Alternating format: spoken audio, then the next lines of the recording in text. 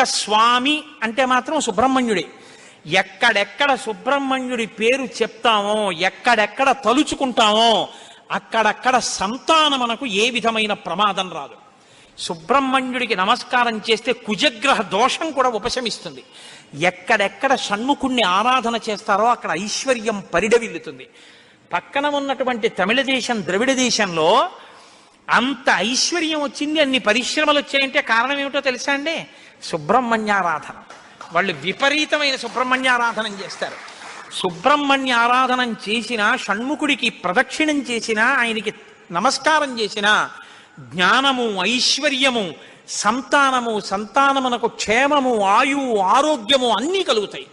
అంత శక్తివంతమైనటువంటి సర్గ ఈ షణ్ముఖోత్పత్తి సర్గ.